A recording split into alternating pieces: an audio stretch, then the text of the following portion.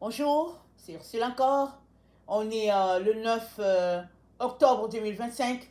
Alors je viens sonner la trompette aujourd'hui encore et je viens proclamer le retour de notre Seigneur Jésus-Christ. Amen. Soyons tous bénis, soyons remplis, n'est-ce pas, de la joie du Seigneur et soyons persévérants. Amen. Toujours les yeux fixés sur notre Seigneur et attendons-nous, n'est-ce pas, à ses directives et puis restons en communion avec lui. Amen. C'est important de ne pas débarquer ou bien de ne pas se déconnecter de la présence du Seigneur. Alors, heureux qui connaît, n'est-ce pas, le son de Dieu. Heureux qui entend le son de Dieu, qui entend sa voix, qui entend ses directives. Amen. On trouve ça dans le psaume 89, le verset 16. C'est dit, heureux le peuple qui connaît le son de la trompette. Il marche à la clarté de ta face, ô Éternel. Alors, la trompette, n'est-ce pas, c'est... Je pense qu'en Israël, ils fonctionnaient avec la corne d'un animal.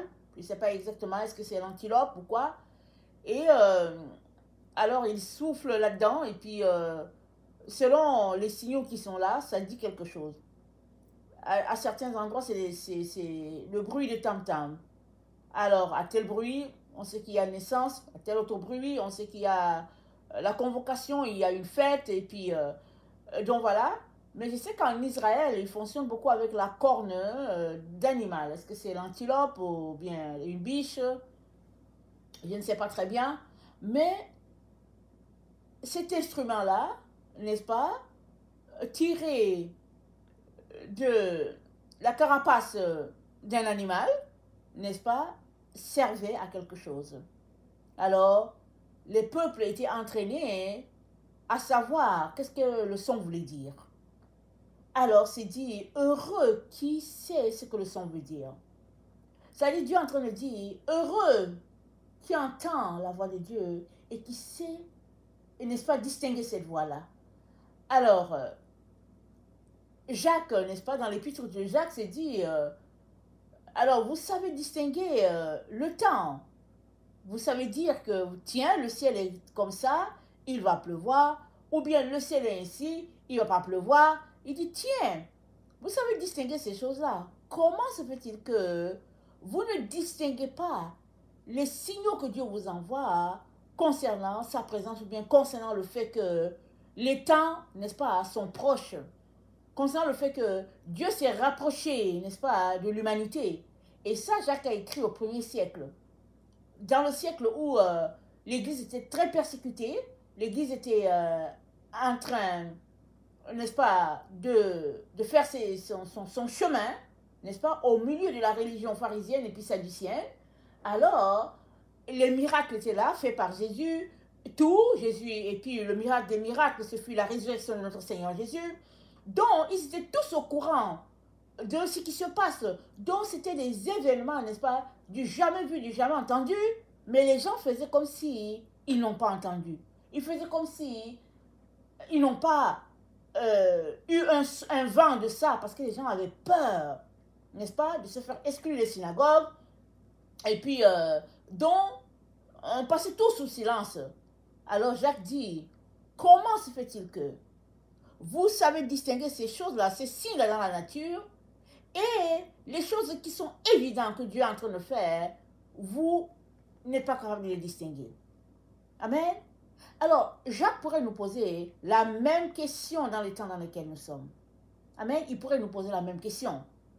Parce que ce sont ces apôtres-là qui nous ont annoncé que dans les derniers temps, il y aura des temps difficiles. Que les gens vont se détourner de Dieu. Ils seront plus attachés vers les plaisirs du monde. Ils vont courir après l'argent, les richesses de ce monde. Et ils ne vont faire aucun cas de Dieu. Et ça continue en train de décrire notre génération. Et puis c'est dit de s'éloigner, n'est-ce pas, des gens qui se comportent ainsi parce que c'est contagieux. Les comportements sont contagieux. Alors, le texte, n'est-ce pas, que nous avons nous dit, heureux qui sait distinguer, n'est-ce pas, ces signaux-là. Ils sont comme des codes en train de nous dire, faites attention, les temps sont proches. Amen. Alors, c'est dit que le peuple qui s'est distingué ces signes-là va marcher à la clarté de la face de l'Éternel. C'est quoi la clarté? La clarté, n'est-ce pas, c'est la lumière. C'est la connaissance, c'est la révélation. La Bible dit, n'est-ce pas, la révélation de ta parole, n'est-ce pas, éclaire. La révélation de la parole, c'est elle qui nous éclaire, c'est elle qui nous rend sages. Ce n'est pas le fait de lire la parole. Quand tu la lis, n'est-ce pas, attends que Dieu te révèle ce qui est là-dedans. C'est ça qui va te guider, c'est ça qui va te conduire. Et, n'est-ce pas, alors que les signaux sont là devant toi, et que les uns analysent de telle façon, les autres analysent de telle autre façon, toi, il est important que tu testes l'esprit, n'est-ce pas, qui est derrière ça, parce que la Bible dit de tester toutes choses, et que tu viennes devant Dieu pour lui poser des questions, et il va te parler. Il ne va pas manquer de te donner tout l'enseignement dont tu as besoin, il ne va pas manquer de te dire, n'est-ce pas, fais attention. Et nous sommes dans le temps où Dieu nous dit, n'est-ce pas, de marcher dans la paix, recherchant la paix, n'est-ce pas, tout en étant vigilant. Pourquoi? Parce que Jésus-Christ a dit, pourvu que vous ne soyez pas séduits. La vigilance qu'on est appelé, n'est-ce pas, à exercer, repose sur le fait qu'on vit dans un environnement rempli de mensonges, de tromperies et puis d'abus. Et ça, ce n'est pas juste à un endroit précis, c'est partout sur toute la terre. Il y a des endroits où c'est exagéré, mais même dans ces endroits où tu penses que c'est sécuritaire, c'est risqué. Parce que les gens voyagent et puis il y a toutes sortes, n'est-ce pas, le mouvement de la population. Alors Dieu nous dit de faire attention. Parce que on ne sait plus qui est qui. Tu peux être là en disant que voilà, c'est mon voisin et puis tu ne sais pas qui est le voisin. Ok? Alors, avec Dieu comme guide, tu as de l'assurance. Parce qu'il te parle. Il te communique des choses et puis te dit quoi faire et puis quoi ne pas faire. Amen. Alors,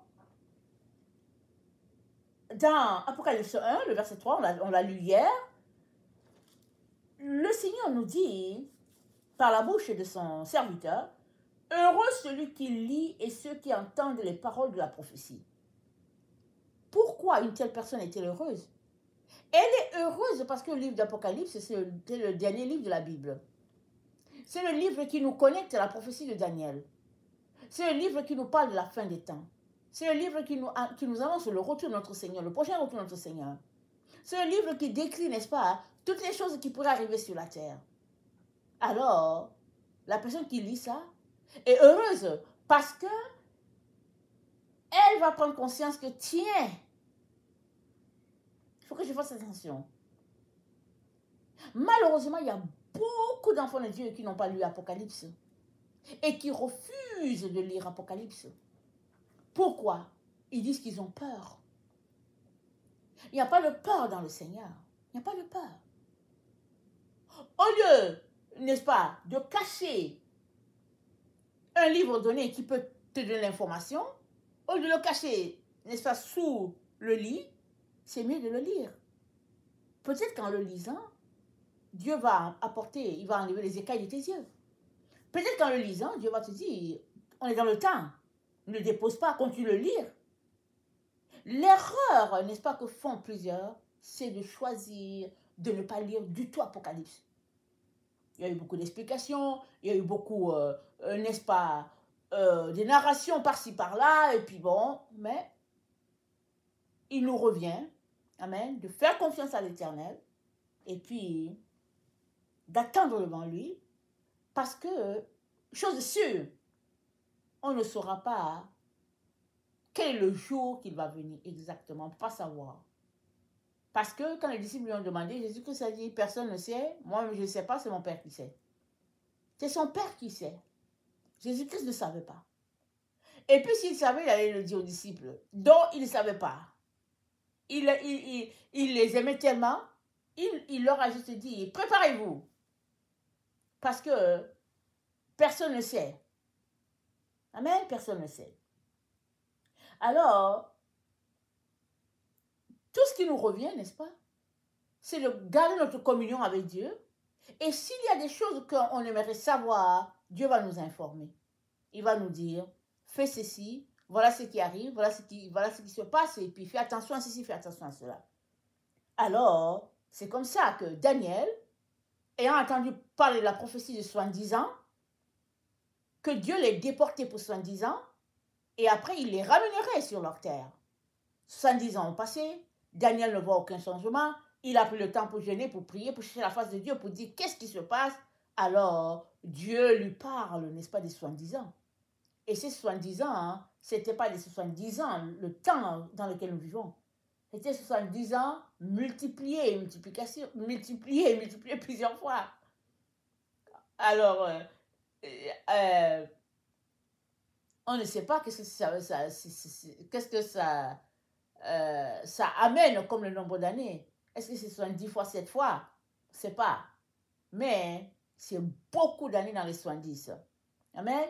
Et aujourd'hui encore, on continue d'observer, n'est-ce pas, cet instrument, cette façon de mesurer de notre Dieu. Si on va dans Daniel 12, on va aller dans Daniel 12, je vais vous montrer ce qui se passe ici, que j'ai dit que l'échelle, n'est-ce pas, l'échelle de Dieu, on ne le connaît pas. Notre échelle, n'est-ce pas, c'est 12 mois, une année, mais l'échelle de Dieu, c'est différent. Et il ne va pas forcément nous dire, il va nous dire tout simplement, n'est-ce pas, de se concentrer, à être en communion avec Dieu. Mais l'échelle de son temps, il ne nous a pas donné. Dans Apocalypse 12, le verset 7, Apocalypse 12, le verset 5. Moi, Daniel, je regardais et voici deux hommes se tenaient debout. L'un en deçà du bord du fleuve, l'autre au-delà du bord du fleuve. L'un d'eux dit à l'homme vêtu de lin qui se tenait au-dessus des eaux du fleuve, quand sera la fin de ces choses, de ces prodiges? J'entendis l'homme vêtu de lin qui se tenait au-dessus des eaux du fleuve. Il leva vers les cieux sa main droite et sa main gauche. Il jura par celui qui vit éternellement que sera dans un temps, des temps et la moitié d'un temps, et que toutes ces choses arriveront quand la force du peuple saint sera entièrement brisée. Toutes ces choses vont arriver quand la force du peuple saint sera brisée. C'est-à-dire quand la force des enfants de Dieu sera brisée. Mais quand est-ce que cette force est brisée? On ne sait pas. Qu'est-ce que la parole veut dire dans toute son entièreté? On ne sait pas. Mais c'est dit, ça va arriver dans un temps, deux temps et la moitié d'un temps. Alors, beaucoup de gens ont analysé ce temps en disant, un temps, c'est un an, deux temps, c'est 2 ans, et puis finalement, ils disent un temps, 2 temps, et puis la moitié d'un temps, ils disent que c'est 3 ans et demi. C'est ça qu'ils ont déterminé dans notre temps à nous. Mais on ne connaît pas l'échelle de Dieu. On ne connaît pas l'échelle de Dieu. Si l'échelle de Dieu, c'est le 3 ans et demi réuni, qui est un temps, alors c'est difficile de déterminer. Le plus important, c'est de dire, Seigneur, tu sais quand est-ce que ça va arriver? Aide-moi tout simplement à être prêt, aide-moi à être prête. C'est comme ça qu'on doit, n'est-ce pas, prendre la chose et marcher devant Dieu de manière à ne pas se laisser tromper ou séduire avec tout ce qui arrive. N'est-ce pas? Parce que la prophétie de Daniel ne s'étend pas juste sur 7 ans. Elle s'étend sur beaucoup d'années. Parce que Daniel a vécu bien avant que Jésus-Christ vienne. L'apôtre Jean a reçu Apocalypse qui est, n'est-ce pas, une version un peu plus détaillée de ce que Daniel a eu, n'est-ce pas? Et dans la prophétie de Daniel, il ne savait même pas qu'il y avait Jésus qui existait. Et nous savons que Jésus-Christ est venu. Jusqu'à Jésus-Christ est reparti. Et nous savons qu'il revient encore. Donc, entendre Dieu, n'est-ce pas, va nécessiter qu'on lui ait tout consacré. Et Dieu va nous donner, n'est-ce pas, des révélations, bout par bout, selon ce qu'on a besoin d'entendre. Aujourd'hui, il peut te parler par telle personne. Demain, il peut te parler directement par la Bible. Après-demain, il peut, n'est-ce pas, te donner une révélation directement à tes oreilles. C'est Dieu, n'est-ce pas, qui est le dispensateur de toutes ces choses-là. Le meilleur conseil qu'on peut avoir, c'est de garder notre relation avec notre Dieu, de garder notre proximité avec notre Dieu, de ne pas se laisser distraire par les choses du monde, de ne pas laisser, n'est-ce pas, le découragement nous emporter et de garder les yeux fixés sur le Seigneur. Parce que on ne sait pas quand les choses vont s'accomplir. Et quand les grands de la terre se retrouvent, qu'est-ce qu'ils disent? On ne sait pas forcément. On sera informé seulement de ce qu'ils nous donnent comme information et les autres, on ne saura pas forcément. Mais toujours est-il que le Seigneur, n'est-ce pas, est notre rempart, il est notre défenseur. Gardons les yeux fixés sur lui et c'est lui qui va nous conduire et qui va nous aider dans ces temps dans lesquels, n'est-ce pas, l'humanité se trouve. Alors c'est dit au verset 12 de Daniel 12, verset 12, c'est dit « Heureux celui qui attendra et qui arrivera jusqu'à 1335 jours. » Mais les 1335 jours, c'est par rapport à quoi? N'est-ce pas? Heureux celui qui attendra. On sait une chose. Heureux celui qui est patient. Heureux celui, n'est-ce pas, qui va dépendre de Dieu.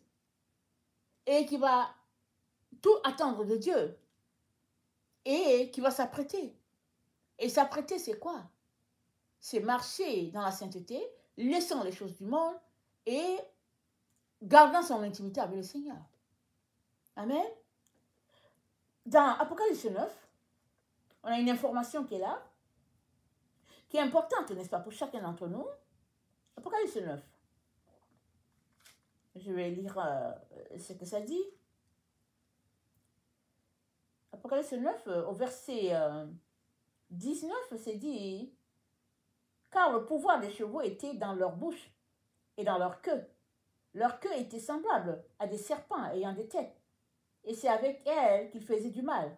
Les autres hommes qui ne furent pas tués par ces fléaux ne se repentirent pas des œuvres de leurs mains, de manière à ne pas adorer les démons et les idoles d'or, d'argent, d'airain, de pierre, de bois qui ne peuvent ni voir, ni entendre, ni marcher. Ils ne se repentirent pas de leur meurtre, ni de leur enchantement, ni de leur impudicité, ni de leur vol. » C'est-à-dire, on voit ce passage-là qui envoie à la repentance.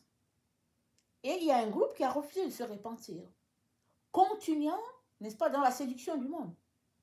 Qu'est-ce que Dieu nous appelle à faire?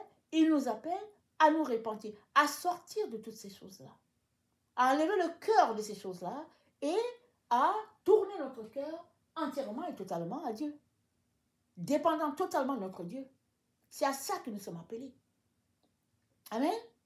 Et vivre, n'est-ce pas, connecté au Seigneur, marchant dans le renoncement des œuvres mortes, se repentant quand on tombe, voilà ce que Dieu attend de nous. Je nous encourage donc à couper toutes ces choses-là qui nous distraient